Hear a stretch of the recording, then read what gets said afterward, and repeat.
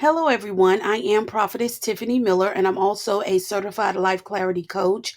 I am here with a prophetic word titled A Reprobate Mind Unleashed. This Monday morning, while in prayer, the Lord began to speak about the rise of something we will see more and more in these last days. The reprobate mind. The Holy Spirit revealed that we are going to witness an influx of people walking in a reprobate state. This is not just a passing attitude or a moment of weakness. This is the result of people continually rejecting the truth of God, refusing his correction, and exchanging the worship of the Creator for the worship of created things. Because iniquity is abounding and the love of many is waxing cold, Matthew 24 and 12. And what the Lord showed me is sobering, okay? The reprobate mind will be so evident that even when we encounter it, it will feel as though we are entertaining demons in the flesh. What is a reprobate mind? Okay, according to Romans 1 and 28, it reads, and even as they did not like to retain God in their knowledge, God gave them over to a reprobate mind to do those things which are not convenient. The word reprobate means unfit, unapproved, rejected after testing. A reprobate mind is depraved and a corrupted way of thinking that cannot discern right from wrong. It's a mind that has lost all sensitivity to God's truth and instead embraces sin as normal. It is not that people in this condition never knew God. In fact, Paul makes it clear they did know him, but they refused to glorify him and give him thanks. Romans 1:21. They willingly rejected his truth until God gave them over to the desires of their own hearts. Why does God give people over to a reprobate mind? God is merciful and patient, but he will not force himself on anyone.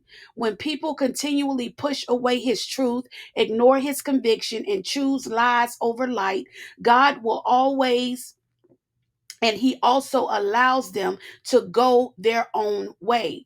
They exchange the truth for a lie. They worship creation instead of the creator. They refuse correction and suppress the truth.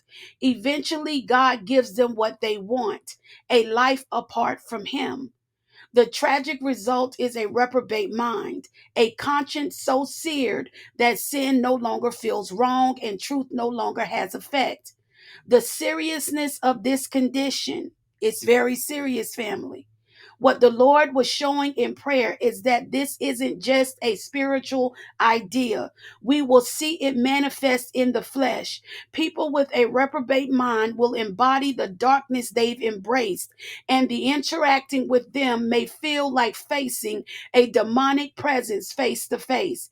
This is why Paul lists the evidence of a reprobate mind in Romans 1:29 through 31, filled with unrighteousness, sexual immorality, deceit, pride, hatred of God, disobedience, and lack of mercy. These are not random sins, they are the fruits of rejecting the knowledge of God.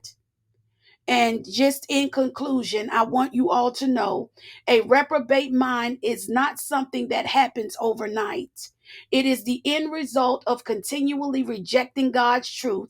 These people who once knew him but hardened their hearts and refused to submit to his ways. These are people of like such.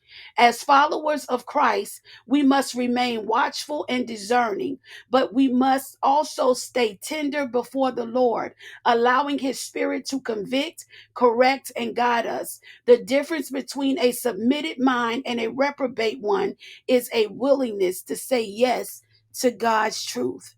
Listen, do not take this word lightly. The Lord has been speaking about this to me since Monday. I can't shake it. Heed the word of the Lord. I know this is what we will begin to see, people literally being given over to themselves, and they will be in a state or have a reprobate mind. Their conscience will become seared. This is the word of the Lord for the people of God. I love you and God bless you. Bye-bye.